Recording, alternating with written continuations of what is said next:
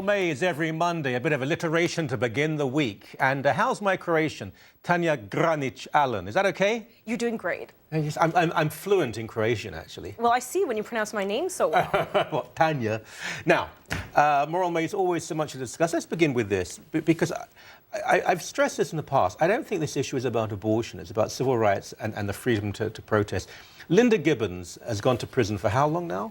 It's a 6-month sentence. She's already served 5.5, so just another month. Now, I've met her a couple of times. She's about 90 pounds wringing wet. She's a little woman, and she couldn't be violent if she wanted to be. But she's a woman. She must be in her, what, 60s? Oh, she's in her 80s, I believe. Is she that old? 70s, 80s, yes. She has 4 grandchildren. Right, so she's an elderly, very small woman who dares to walk outside abortion clinics, abortuaries, holding a small model of an unborn child.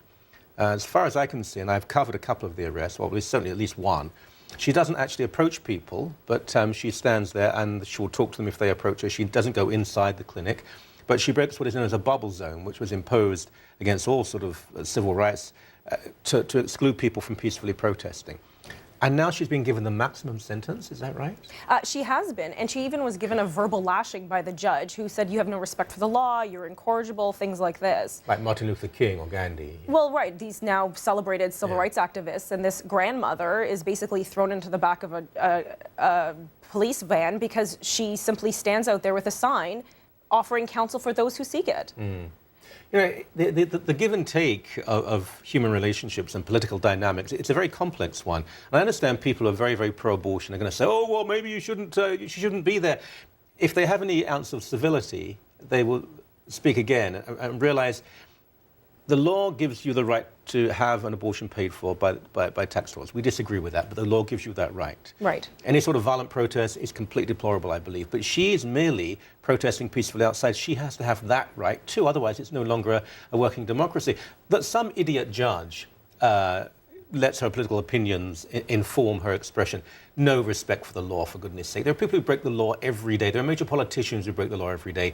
She is saying that my political beliefs, my ideological position, my belief in life is more important than a bubble zone, which many people say was illegal anyway. Yeah, it's completely. It violates freedom of expression. I mean, people get to protest outside embassies all the time, in front of Queen's Park and any kind of legislature. Often violently or semi-violently. Violently, with police arresting many people, and she's simply just standing there, and it just smacks in the face of freedom of expression. By the way, I don't know, you've probably been present when she has been arrested. The number of police officers involved. It's ridiculous. It's a statement, and I find it disgusting. It really is, because she will come along peacefully with one cop. But there's sometimes, when I was there must have been a dozen police officers. Yes. 3 or 4 cruisers.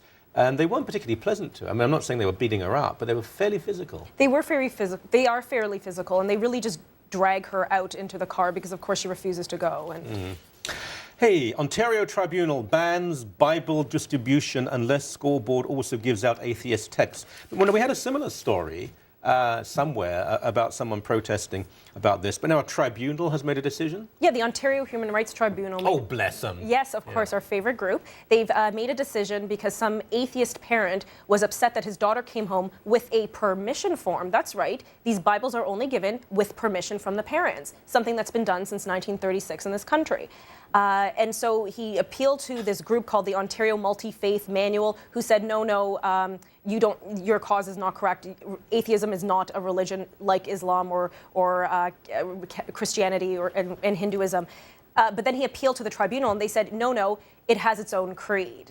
And that's pretty much where we're going now. So now the Bibles have been banned from even seeking distribution in the schools because of this, because unless they give out the atheist tomes. Now, we've raised 4 children, very badly, but we've raised 4 kids.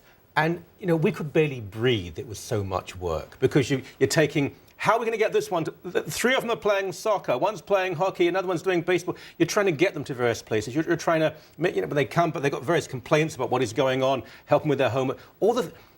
The idea of having time to go to a tribunal, then another tribunal, what sort of parent, if you're not a monomaniac or an obsessive, what sort of parent does this? I think he's a lunatic, especially because the Ontario Human Rights Tribunal said this violates his freedom of religion. And if you look at the Charter of Rights and Freedoms, correct me if I'm wrong, but the preamble says, states and declares the supremacy of God. So how is an atheist arguing this using the supremacy of God preamble in the Charter. It's just pure common sense. She came back with a form. And all he had to say was, no, you do not have permission to. And that's so, I mean, she didn't come back with the Bible trying to burn him at the stake or anything. In a more robust age, perhaps. She came back with a form, do I have permission? It's rather like the earlier story. It's give and take. You might not be totally comfortable with what is going on. Pluralism is messy, you know, there are some rough edges. You have to accept that other people disagree with you. But frequently now, the authoritarian side is the left. It's the atheist left. No, you must be silenced. We can't allow you to even have an opinion on this subject. It gets better and better. This author quits as editors cancel issue of Batwoman getting married to a woman. I know. There's a certain appeal to this story, I have to say. Well, I remember the days when Batwoman was the girlfriend of Batman. Yeah. So apparently she was killed off. It's very heterosexist. I know. But then she came back in 2006 as a redhead, that's right, a redhead and a lesbian. Yeah. So these, the writers of the story thought, okay, let's have her marry her lesbian lover. But DC Comics had none of it and said, we're not going there, nobody's marrying anyone. And so these writers quit in protest. Yeah. I never thought I'd see the day when a comic book is going to be used as a weapon for an agenda. I never thought I'd see the day when I'd learn that people actually wrote these stories. But, look, they're not political. They're not trying to impose a point of view. These authors are, though. She's not marrying anybody, but they want her to marry a woman. They're trying to impose their point of view on others. And the comic people have just said, no, we're not political in any way. We're not opposing it. We're just saying we're not going to get into that. So they resign. Again, it's you must obey our point of view. I mean, if Batwoman said, I believe marriage is one man and one woman, and I'm going to stand for that, I can understand. They said, well, hold on a moment. We don't agree with you. But no, we're speaking about Batwoman here. She's apolitical.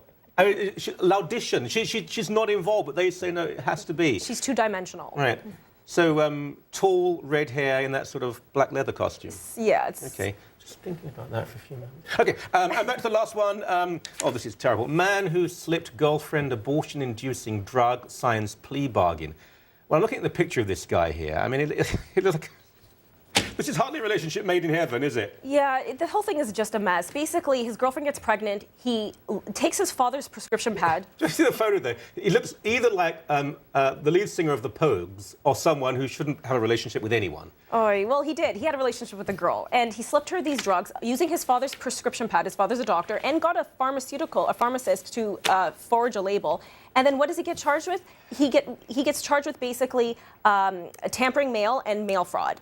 And it's ridiculous because he should have been charged under the Unborn Victims of Violence Act. And we see time and time again, this act is not being enforced. You know it won't be, seldom anyway. And if it is enforced, if everyone tries to enforce it, immediately you'll have a lot of powerful people in North America saying, how dare you? Well, it's ridiculous. I mean, had this child been ex utero, he would have been charged with first-degree murder. Yeah, I agree. Goodness me, always so much to talk about in this segment. I wish there wasn't, but there always is. Thank you so much. Thank you.